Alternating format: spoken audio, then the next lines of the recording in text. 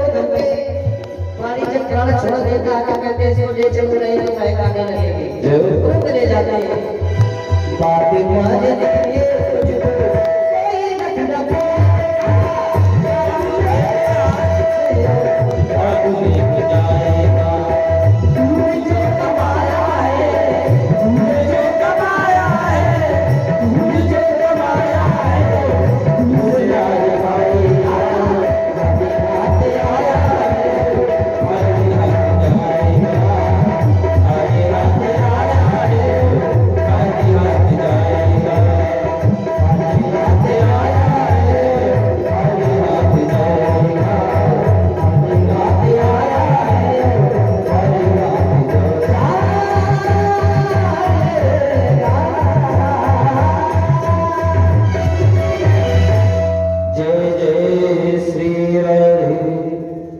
गोविंद भगवान की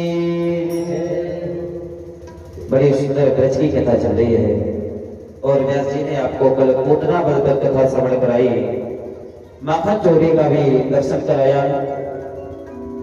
एक कथा ऐसी आती है कि भगवान ने मिट्टी क्यों खाई, ब्रज की जो रज है परमात्मा ने क्यों रखी अपने मुख में। तो संत महापुरुषों ने इनके 9 लक्षण बताए हैं। बोले भैया परमात्मा ने सहज में ही मिट्टी नहीं खाई थी, मिट्टी खाने का एक कारण था।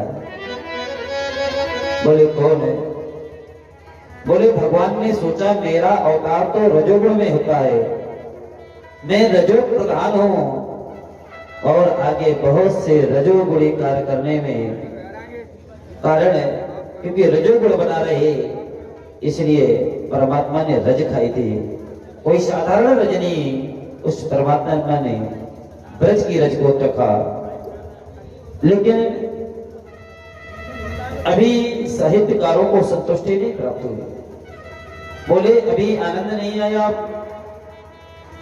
बोले संस्कृत में एक शब्द आता है, जब संस्कृत का आप साहित्य पढ़ेंगे तो उसमें पृथ्वी आता है और पृथ्वी का जब संदर्भ करेंगे तो पृथ्वी माने होता है क्षमा करना। बोले मेरे साथ जितने भी ब्रजमंडल के ग्वाल वाले खेलते रहते हैं, जाने अनजाने में हमसे या उनसे ना जाने कौन सा पाप हो जाए, अगर हम सभी लोग इस रज को खा लेंगे हो सकता है इनको क्षमा कर दें, क्योंकि रज ही क्षमा है। तो संतों ने कहा कि बात तो ठीक ठीक आ रही, लेकिन अभी पूर्णता से बात जम नहीं रही है आपकी। तो भगवान ने कहा इस अवतार में पृथ्वी का मुझे भार उतारना है, क्योंकि ये पृथ्वी दुष्टों से इतनी कुलसित हो गई है कि बार बार पुकार रही है, हे दीनबंधु दीनानाथ आप हमें इन दुष्टों के कष्टों से बचाएं और इनका अंश कुछ ब्राह्मणों तुझको दान कर दो। तो बोले ब्राह्मण सजता में दान थोड़ा ले लेंगे, जब तक मैं उसको स्पर्श नहीं करूंगा, जब तक मैं उसको पवित्र नहीं करूंगा तो ब्राह्मण भी कैसे दान लेंगे। भगवान ने अपने भक्तों के चरण रज को मुख में भी रखा और इतना ही नहीं, भगवान ने अपने भक्तों के चरणों को अपने वक्षस्थल पर भी रखा। प्रभु जी महाराज ने उस परमपिता परमात्मा के वक्षस्थल में पैर मारा था। बोले अभी भी नहीं समझ में आया है, जब कोई बात अगर ठीक ठीक समझाना हो तो 9 लक्षणों में जाती है। बोले पृथ्वी का एक नाम रसा भी है। बोले रसा का रसा स्वादन करने के लिए, बोले भैया आम का जूस है, अगर आपने कह दिया मीठा है और पिया ही नहीं है तो कैसे पता चलेगा कि ये आम का रस जो है मीठा है। तो पृथ्वी का एक नाम रसा भी है, और जब रसा का रसा स्वादन करोगे तब रस की प्राप्ति होगी। तो भगवान ने कहा मैं इस रसा का रसा स्वादन किया है, पहले मैंने रसा स्वादन किया है, फिर दूसरों को कराया है। तो सुखदेव जी से राजा परीक्षित बार बार प्रश्न कर रहे हैं। बोले इतने में भी ये भी समझ में नहीं आया। तो बोले और समझ लो। बोले जब मैंने पूतना का मर्दन किया, पूतना जाकर के पृथ्वी पर गिर गई, और उसके कारण ये ब्रज की जो रज है बेसैली हो गई। अरे भैया आप मेरे सखा हैं, अगर कोई बुरी चीज है, अगर किसी में विष मिला है तो पहले मैं खाऊंगा। धीरज धर्म मित्र और नारी आपद काल परखिए चारी। मित्रता, अगर मित्रता का धर्म है, और मित्रता कैसी होनी चाहिए भैया? प्रीत करे तो ऐसी करे जैसे लूटा ढोर, और गला फसाए के आपनो लावे नीर छिपोर। मित्रता मतलब की नहीं होनी चाहिए, मित्रता सुंदरता से नहीं होना चाहिए, मित्रता तो आत्मा से होना चाहिए। ऐसी मित्रता जो आत्मा को परमात्मा से बोध करा दे। और भगवान ने कहा मैंने इस कारण से भी रज को खाया कि बोले मैंने पहले माखन को खाया था और मुझे माखन को पोंछने के लिए कुछ नहीं मिला, तो मैं इस धर्म को पोंछने के लिए अपने मुख में लगा दिया। तो भगवान ने कहा कि सबसे बड़ा इसका कारण है इस समय ब्राह्मण लोग शुद्ध सात्विक कर्मों के द्वारा उस रज को पवित्र करते हैं, और अगर कोई चीज पवित्र होती है तो उसको खाना दोष नहीं है। इस कारण से परमात्मा ने उस रज को खाया। तो राजा परीक्षित जी ने सुखदेव जी से कहा महाराज ये बात तो हमें आपकी ठीक ठीक समझ में आ गई, लेकिन एक बात बड़ा संशय है। बोले परमपिता परमात्मा ने जन्म तो माता देवकी के गर्भ से लिया, लेकिन दूध माता यशोदा का पिया, इसका कारण क्या है? सुखदेव जी महाराज बोले राजन तुमने प्रश्न तो बड़ा सुंदर किया है,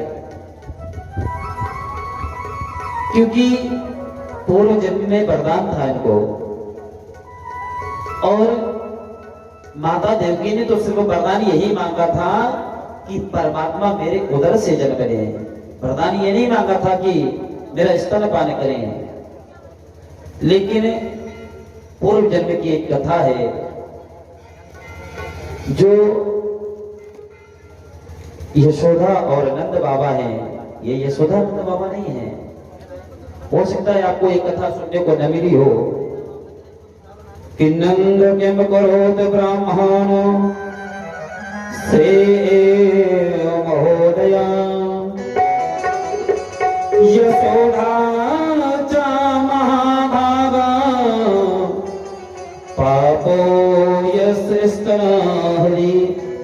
हे दीनबंधु दीनानाथ, अगर हमको कोई जन्म दोबारा देना तो ऐसा जन्म देना कि मैं अपने हाथों से अपने स्तनों को पान कराऊं आपको, तब तो मुझे जन्म देना, नहीं तो जीवन भर अपने चरण शरण में रखना।